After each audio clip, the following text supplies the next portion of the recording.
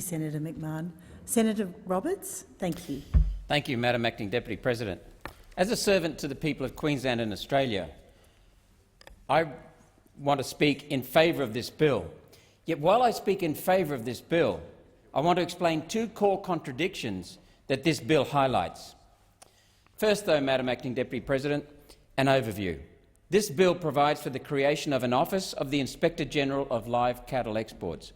The purpose is to provide certainty that the welfare of the animals is being respected, while at the same time ensuring the commercial viability of the export cattle trade. Firstly, though, animal welfare is crucial to farmers because farmers care for their animals. That's why farmers have poured tens of millions of dollars into educating people who handle their cattle overseas.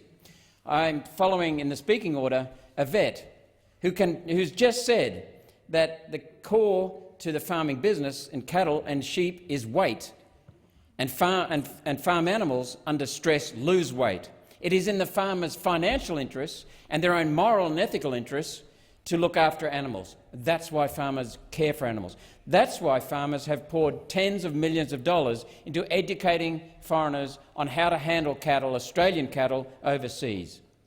I can think of people like Bryce Cam that I've met in central Queensland and in Darling Downs. Bright, experienced, knowledgeable, committed. And he points out things like export competitors, sophistication of farming these days. This is not just a simple matter of putting a few cattle on a boat. It is a very scientific business. Thinking of Linda Hewitt in central Queensland, energetic, savvy, dedicated, knowledgeable again, and similarly concerned about government interaction or interference in the business. So, Madam Acting Deputy President, this bill is importantly not just about farm products, farm animals, it is about confidence in the cattle industry. Because with confidence, graziers invest. With confidence, graziers employ. With confidence, graziers earn export earnings right across our country, and that benefit comes through in the wealth of our nation, Madam Acting Deputy President.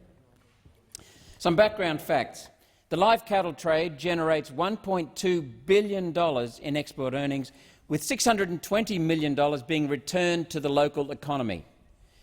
This employment is critical to local economies, from TI in the north to Thargomindah in the southwest, from Cooktown in the north to Cunnamulla in the southwest. This employment is critical to local economies, and in particular the Northern Territory and the northern parts of Western Australia and Queensland. Yet it's important right across the country, not just in the Territory, as Senator McMahon has just talked about her own state, but right across the country because the flow-on effects, as I'll discuss in a minute. But in the Kimberley, for example, 700 local Aboriginals are provided with jobs by live cattle exports. Even the ABC noted that this job is all these blokes know. The live cattle export allows Australia to breed tropical, heat-resistant breeds of cattle in northern Australia to be exported to Asia, where they are generally grown on locally. A lot of countries to which our live cattle and sheep are exported do not have refrigeration, and people need to buy their food daily. And that means we're looking after a need of theirs in their country. So this means the live cattle trade helps our economy, but it also helps economies right across Asia and the Middle East. It helps them with employment and also with domestic herd quality. It helps these countries overseas to help themselves. Madam Acting Deputy President, the graziers and employees, like these Aboriginal stockmen, love these cattle. They respect these cattle because their income comes from the cattle and because they are living creatures as well. The demonisation of the live cattle trade is an insult to good and decent and caring people. There is another perspective here that I want to add. As chair of the Senate Select Inquiry into lending to primary production customers, I learned firsthand of the damage the banks and receivers do to so many cattle and to so many rural producers. Yet I learned of more. I learned of government tipping farmers over the edge due to government interference in the Murray-Darling Basin, stealing of farmers' property rights, the live cattle export ban that flowed right across our country. It didn't just affect the north, it affected all cattle producers right around the country. Prime Minister Gillard's knee-jerk reaction, her capricious reaction in cancelling the live cattle trade after footage of foreign workers abusing our livestock emerged, caused terrible losses in the industry. These are now the subject of a $600 million class action lawsuit. Gillard's reaction, Prime Minister Gillard's reaction, was to the ABC's fabrications and sensationalism. It's a pity that our farmers aren't media savvy, because they would have been countering this a long time ago. Yet farmers around this country are waking up. One thing the farmers won't do, though, unlike the Greens and the activists, the farmers will never tell lies. They're using facts. And I want to commend their dedicated families, the communities that were cleaned out by the banks as a result of government facades. And now we're entering even more dangerous territory. Because when a drought hits, it is often necessary to export cattle in this manner to save them from being put down. That option must be available to farmers. Live cattle export is actually an animal welfare benefit. So One Nation are committed to ensuring live cattle and sheep and all animals are treated with the same respect overseas as they are treated in Australia, and that's why we support this bill. Farmers' livelihoods, as I've said, requires care of animals. Yet the Green ideology says the reverse. And I'll discuss that further later this afternoon. I go further now, though, because we are committed to ensuring not only farm animals, but farmers and all Australians are treated with respect. So let's consider the Liberal Labor legacy that's devastating agriculture. Here are just some of the things that I can list. The stealing of farmers' property rights in 1996 under a Liberal government, done with a deal with the Borbidge National Party government in Queensland, the Liberal federal government and the Borbidge state government. That was done as a result of the UN Kyoto Protocol. It was based on no data that the UN produced, and it was based upon later implementation through the Labor Party in the state of Queensland, a Liberal Labor duopoly. The lack of investment in water infrastructure is crippling our industry. We can see that now everywhere.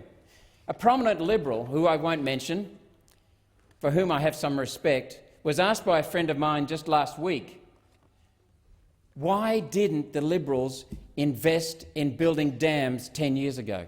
And the answer was staggering. Because we didn't need them 10 years ago was the answer. What rubbish. We need investment now to protect the future. Talking with a farmer in southern Queensland who was talking in turn with a Chinese buyer in Japan. That's how the international connections work. He was being told by the Chinaman that the problem with Australian agricultural product is a lack of consistency. Not quality, because our quality is better than anywhere else in the world. It's the consistency of delivery, and this drought now stands as a beacon for that. So we need investment in water infrastructure. We need proper allocation of water. Then we think about, and some of the allocation has been affected by the UN's Rio de Janeiro Declaration, which was based not on data, which has been implemented by the Labor government, followed by Liberal governments. That was 1992 onwards. Then we have energy policies. We have a drought, and as I've said many times, we have farmers in central and southern Queensland and North Queensland not planting fodder in a drought because they can't afford the water prices. We've got cane farmers similarly worried about their energy prices affecting their farming. And the energy that's crippling our country, the energy prices that are crippling our country, are due to the UN's Kyoto Protocol, the UN's Rio de Janeiro Declaration and the UN's Paris Agreement, all based on no data, all due to the UN, and all implemented by both the Labor Party and the Liberal Party. And now we have an insane government action in Queensland where the state Labor government is putting in severe penalties and restrictions based not on data, but on UN protocols and on a consensus statement. Not science, a consensus statement. We'll have a cup of tea or a few beers and come up with a consensus statement. Then we talk about the fishing. that's being decimated, fishing industry decimated right around our country, following UN Kyoto Protocol, following Rio de Janeiro Declaration in 1992, from the UN again. Forestry, the same. No data to back it up, but now the Queensland Labor government wants to smash the forestry industry in southeast Queensland. And then, they're just the specifics that are hurting agriculture in my state. And then we look at tax. We look at economic mismanagement, budget cycles now becoming ways of getting favours.